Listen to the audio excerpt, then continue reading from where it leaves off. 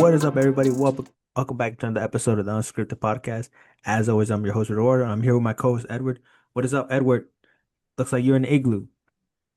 It's cold. It's cold, I know. It's very, very cold over here on the Yeah, East Coast. yeah. We got obviously we are in a snowstorm across, for the most part, of the United States. We're trapped. The good thing was that it was on Sunday, so it gave us an excuse to just stay at home and watch football, which it was the championship Sunday. Freaking, freaking, I don't know what the freaking plow drivers were, but we can get into that for another day. But yep, champion AFC and NFC Championship weekend. Yeah. One game was for sure way better than the other one. Um, you kind of saw the conditions that it played out later on in one specific game. But what's your, I mean, what's your takeaway from this championship Sunday for both games or from either game? Not really too much of a takeaway. The only thing I probably think of is like maybe the Tennessee Titans and the Minnesota Vikings really they were probably watching these divisional games really scratching their heads trying to figure out what the hell we just did, letting Yeah. two key pieces go. And now those two key pieces will be playing in the Super Bowl. Yeah. Um, but yeah, let's jump right into it. Let's start off from the first game, AFC Championship. The Patriots versus the Denver Broncos. This was at home. Jared Stidham, this is his first game after what, 2 to 3 years? Yeah, his last start was in 2023. I think that was his stint with the Raiders. Yeah, I think he was like 1 and 3 as a starter. He hadn't played in a while. But yeah, man, the Patriots are back. And they're back at the Super Bowl. They're back. As a lot of I mean, look, fans, we didn't want the Chiefs to be in the Super Bowl. We didn't want the Eagles to be in the Super Bowl. Well, it came with a price. The I Patriots are mean, back. Are in the if you don't Super want Bowl. you don't want the Chiefs in there, but it's just like the next worst thing.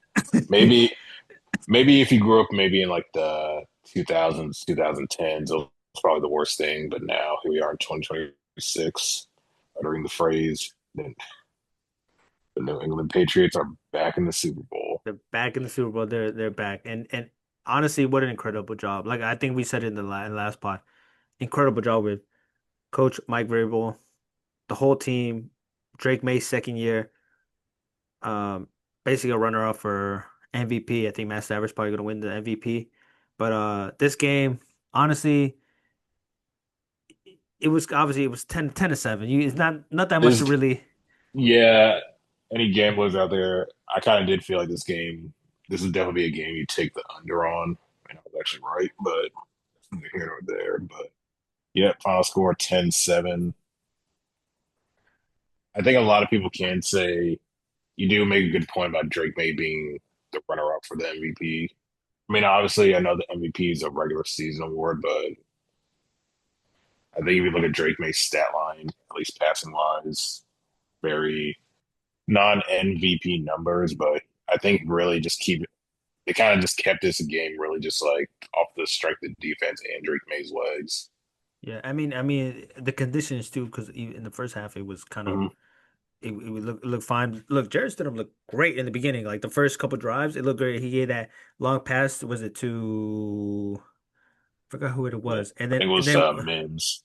Mims, and then it led to the Cortland Sutton touchdown. So it looked Yeah. promising in the beginning for the Broncos and Jared Stidham. Um, then reality hit. Uh, certain calls were not based. Yeah. The one obviously I think that was gonna that brought more attention was that going for it on fourth down, which I feel like now seeing it the way that the score ended, that's something I feel like they probably should have went for That, on the kick first instead of the fourth down. yeah, I think, that's kind of out of character for Sean Payton. yeah, I kind of did have a feeling like throughout the game, like if the Broncos lose this game, I think it's going to be come down to like Sean Payton's decision making. maybe with Bo Nix, it could have worked out, but Hmm. maybe that play, but I feel like they should have kicked it. And at that point, it would have been 10-0 if I'm not mistaken, right? They would have been in the second half, would have led 10-0. But like you said, I mean, the snow came down in the second half, and I feel like kind of like the old, like you say, you're saying Drake May's stat. Like I feel like they game managed, kind of didn't want to. They just wanted. They knew their defense was good enough to stop Jerry Stidham. They're playing a Mhm. backup quarterback. I feel like it was very like kind of like Bill Belichick, old school, like just like game managing. Don't turn over the Yeah, ball, and I feel like that's what they did. in a way, yeah, because Ramondre Stevenson had 25 carries for 71 yards, so I know they wanted to probably like run the ball too, but obviously in the mile high, in mile high, the defense did what they could, but I think as we got to like the third and fourth quarter, you kind of tell that, like you said, the conditions were also playing a factor, but like towards especially towards more of the fourth quarter, you can kind of tell. I think Patriots are just trying to just kind of like maintain possession, maintain their lead, and just try to eke out the win.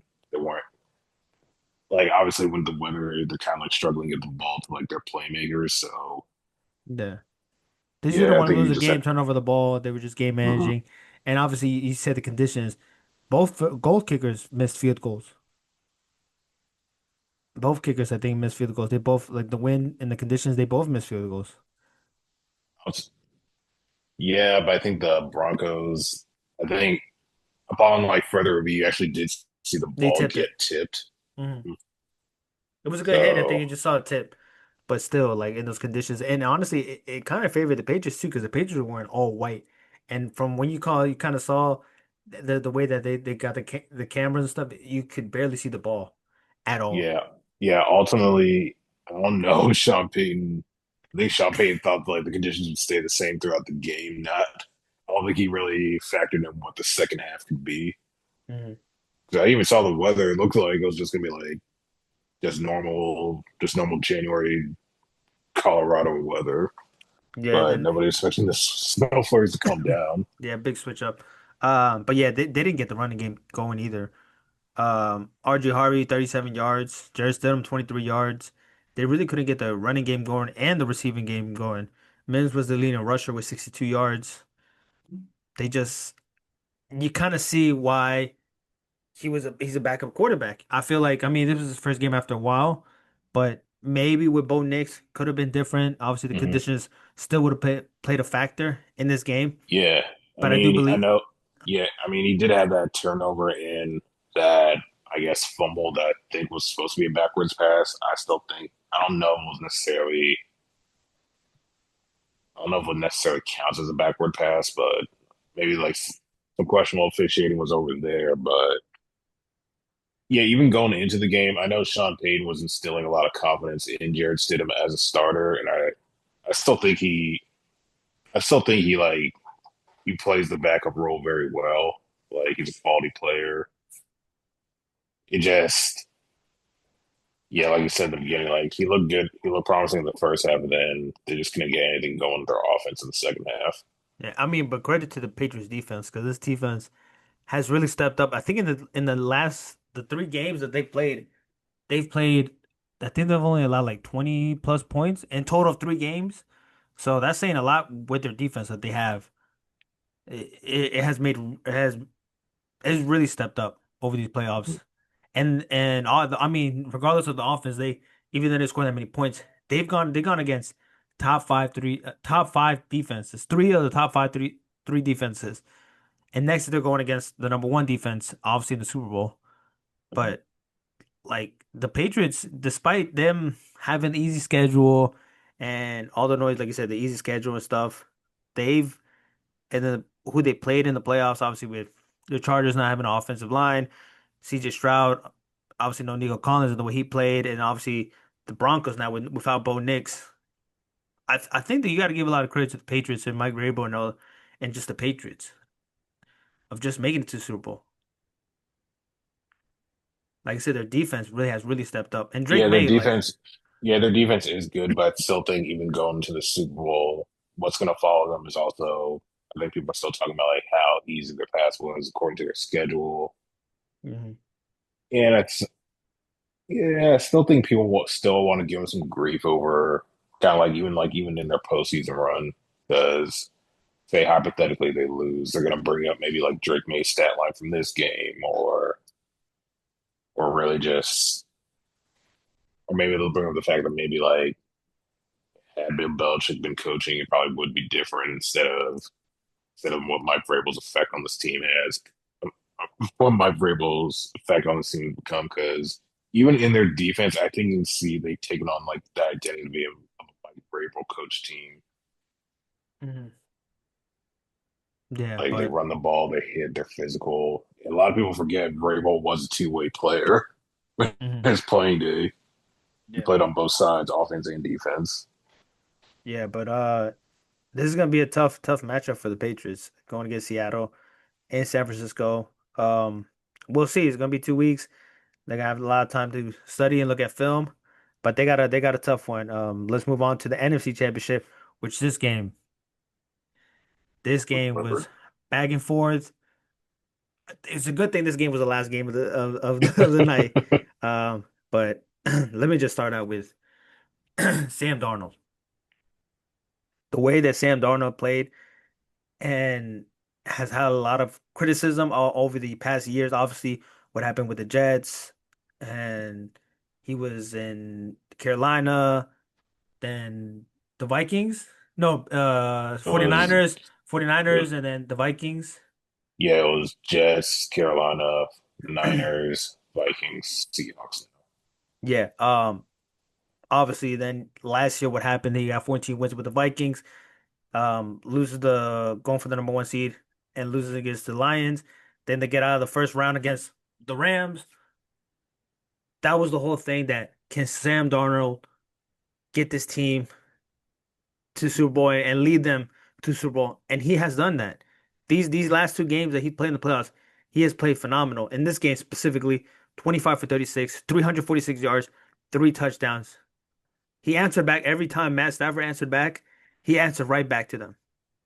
What I'm liking And so much about Sam Darnold, because even with his time with the Jets, I still think like he's kind of kept the main thing the main thing. Just I think he just knows how to just do the job, just do what he Mhm, can for like the pretty much the betterment of the team. mhm. Because even when he was with the Jets, I remember I think in his first game, I remember it was a Monday night game. I think his first pass actually did go for a pick six, pick if I'm not mistaken, but I don't remember the Jets won the game, but I remember he was I think he was getting praised for like his poise and just remaining calm like throughout. So basically basically what I'm trying to say is like he hasn't really changed ever since like he got into the league. Like he's I think now we're seeing with the Seahawks is like actually seeing like his growth and development throughout all his stops. And now it's Yeah. actually paying dividends and now he's gonna be in the Super Bowl. Yeah, I mean, it's crazy that he's actually going to Super Bowl. I think what he's the first in his class, the 2018 class, to make it to Super Yeah. Bowl, which And is I think everybody looks at Baker, Lamar, Josh Allen as like the guys you would expect to be actually touch the Super Bowl. And like Sam Darnold's kind of the odd man out. Nobody probably predicted that. yeah. But also give credit to the Seahawks for what they did there. The way that they changed their offense, like they got rid of Tyler Lockett, they released Tyler Lockett, they traded DK, they traded Geno, they went to go get Sam Darnold, they traded for Rashid Shaheed, which ultimately you see that is key now. Um, If they got and him at the trade deadline. all these moves that Seattle did, all worked out. They got um Lawrence from the Cowboys. Like all these moves that they did, it all worked out. And it's showing that they're going back, they're going to Super Bowl. They're going back to Super Bowl. The last time was what, 2015? Yeah, it was like 2014, 15 was the last time they were in the Super Bowl. And was it against the Patriots the last time? That's correct, yeah. Yeah. So you could There, uh obviously, that game kind of wins the game for me. Just not good. Marshawn wins the ball on the goal line. yeah. But yeah, man, like I said, this game has they go back and forth. Um, Kenneth Walker, Jackson Smith and the Jigba, literally what by the first quarter, first half, he already had over 100 bro. yards. I think it really is between him and Puka, like who are the best receivers in the league. Because I think what they both have in common is that they're just absolutely unguardable. Yeah, and big playmakers, and the catches that they make are is Hmm. incredible. Both of them. That one, the Rashid Shaheed, the first one of the catches that he only had one catch for 51 yards, and it was that deep Yeah, it ball was the that first play of the that game. the first play of the game to Rashid Shaheed, and that was just the momentum changer that led to the Seahawks to win. Um, but then you see the Rams, Matt Stafford, 22 for 35, 374 yards, three touchdowns. They were going back and forth, but what affected them was special teams. Hmm. And you kind of see the lead into it where in the beginning, like he got a punt, he kind of almost dropped it, and he got it, and then it And led to the the muff muff punt that punt, led to the Cooper Cup touchdown. the Cooper Cup, and then Cooper Cup scored the touchdown. Uh, So, I knew it was a good idea. I knew it was a good idea picking him because I know he's been kind of relatively quiet since he got to Seattle, but I knew this game and these stakes. I know he's gonna want to get in the paint. yeah, I mean, player like a player like Cooper Cup is very needed, especially in these playoffs, and now they're going to Super Bowl. I feel like his experience of playing the Super Bowls and all this stuff is gonna help them try to win the Super Bowl. Hmm. But you said Puka, nine catches for 165 yards, one touchdown. Devontae, four catches, 89 yards, one touchdown. Him and Stafford are incredible in the red zone. It's basically Hmm. automatic. Um, but yeah, Like get will you're going back to that whole Puka stat line about nine catches, 165 yards, and a touchdown, but it was just a I still they still kind of like they're still keeping the game close, and it was just really like it's great that Seattle won because had they lost, I think the number one story would definitely been like what Tariq won. yeah, let's get to that. What kind of happened in between like those two specific plays. Yeah. What was it? Third and 12. They they stopped the Rams and it was like 4-12. Like Tariq Woolen Hmm. was on the sideline of the Rams, trash talking, got into He got a with Matt got Stafford. he got a taunting penalty, and of course, like as fans, like yeah, you kind of want to see the refs kind of swallow the whistle on the taunting stuff. Like it's kind of taking the fun out of the game, but also He from should the know players' better. perspective. Yeah, Yeah, from the players' he should know better. perspective. You guys are winning. You guys are Hmm. up by 11. You should know better. You know what this game means and what's up stake.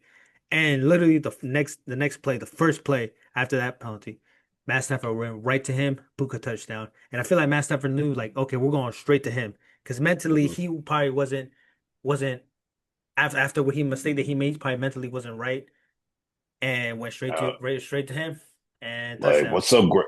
I feel like Sean McVay, and Matthew Stafford really are just like a match made in heaven because I think there was a clip that kind of came out like Sean Sean McVay calls the play and like Matthew Stafford, he's letting everybody know in the huddle and like Sean's still like getting the play call out. You can hear Matthews even saying like, "Wow, he's still going," but like I think they just have like good what's that word synergy, like Yeah, good, like they're just like that like, when it yeah, comes to offense. So I would say they didn't win the game. I think people are questioning certain calls. like not questioning certain calls, but I think people are questioning if like does Matthew Stafford want to do this again? Does he want to retire? Even though Yeah, he's the that MVP favorite, but I'm very I certain he think. comes back. Yeah, I mean he basically is the MVP. I think if you really think about it, there was questions of him in the offseason that they were going to trade him, um, whether he was healthy or not. But I Mm-hmm. think the way that they played, the way that he played, MVP type season, I'm sure they're going to want to run it back because they were one game away from the Super Bowl. And I'm sure in his head he's like, okay, if I did this, I'm sure I can elevate my game and try to get to one more run to get to the Super Bowl. And I feel like Matt Stafford will will ultimately play one more year, or maybe who knows how many years he'll play. But I think he'll be back next year. It just Yeah, obviously you got to give him time because he just lost a tough game. And you can even see Devontae Adams. He's 0-5 in mm-hmm. NFC Championship, and he looked You could see he was very emotional in the yeah. post game. because another NFC Championship that he's played and coming up short, it's just tough. It was just very tough for him. Obviously, the way that, like I said, the way the season they played, I feel like they're Yeah, just gonna come back and just run it back one more year. I feel like this Rams team maybe needs maybe like I feel like they need maybe a gadget guy in their offense to kind of like maybe help them take kind of like take that next level, take that next step. Because I'm sure this offseason, I'm sure Puka is going to get a big time contract. Yeah, and then you can kind of see Blake Corum became ultimately he stepped up later on the offense. And he being was a key part of the offense. Hmm. Because I think at the beginning of the season, last it was at the beginning of the season, he kind of wasn't being used, and now he was kind of being used towards the end of the season. Him and Yeah, they Kyron kind of Williams were, yeah him and Kyron Williams kind of like split carries. It's kind of like to change the pace back. yeah, And Kyron Williams, even though he's like their lead back, I think at times it kind of split him out as a wideout for their offense.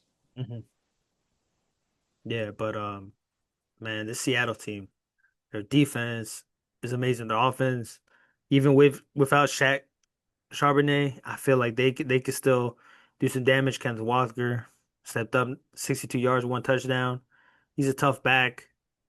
Man, even Jake Bobo scored a touchdown. His only catch, I think he only had four. I think he only had four catches throughout the whole season, and he scored. They have their tight end AJ Barner. He only had like two catches, 13 yards up. But I feel like those players. I feel like this team is so united. And I feel like Mike McDonald, like, was his first year, right? It's Yep. first year. It's crazy Yeah, how his first year, another coach of the year candidate. another and battle of the mics in the Super Bowl. Both first year head coaches in their respective teams, and they're both in the Super Bowl. And it's crazy, man. Like the Seattle Seahawks and the Patriots are going to the Super Bowl, which I think is going to be hopefully it's a good game, but hopefully it's not a blowout. But man, we'll see. We're not gonna get any picks yet because we still gotta, we still gotta So we still still got got another. a like little 2 week layoff. Yeah, two week layoff. It's kind of we'll have to see who's injured or anything last Hmm. minute because hopefully no player is injured or nobody gets hurt during practice or anything like that. But we don't The know. Super Bowl, we want a game we'll remember for Yeah, years and years to come. yeah. But no, for the most part, both teams have their players, right? There's no player that's coming back, right? Charbonnet is basically out for the season. Hmm. Trying to think. No, I think Yeah, that's it. no, man, I know Mac Hollins came back from IR, but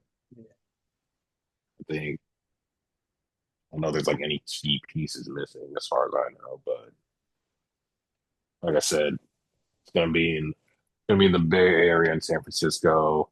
So no Still, inclement weather unless rain. So. I know some noises starting to pick up about like that whole electrical thing. I'm surprised that was actually starting to like gain traction. I won't be surprised. I didn't even know that was like a huge conspiracy theory going on or I like an won't be. actual issue they were dealing with. I won't be surprised if any team decides not to practice in that practice field and go somewhere else or practice inside the stadium or something like that. Uh, but yeah, man. And any last words before we end this podcast? I mean, I don't really have much last words other than that. Maybe, just maybe, Oh, well, wait.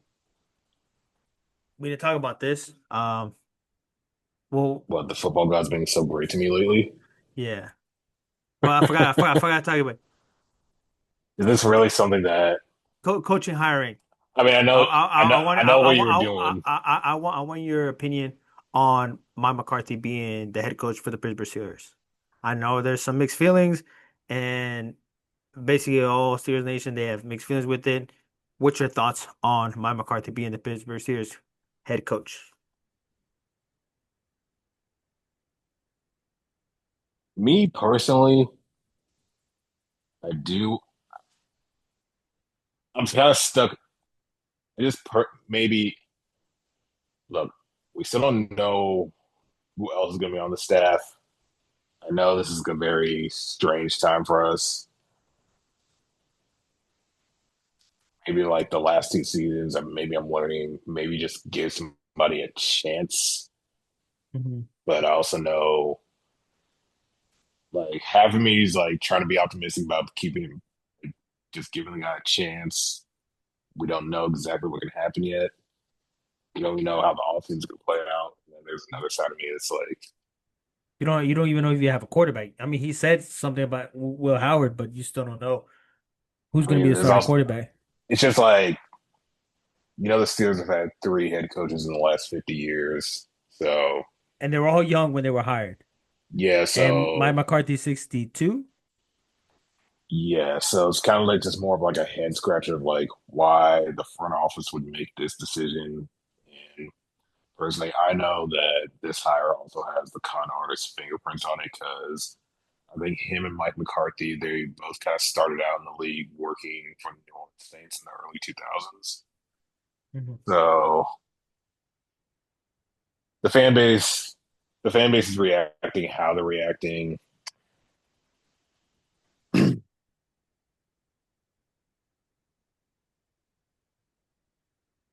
Yeah, this hire, it's still a wait and see thing. To Okay, be I'll continued. just To be continued.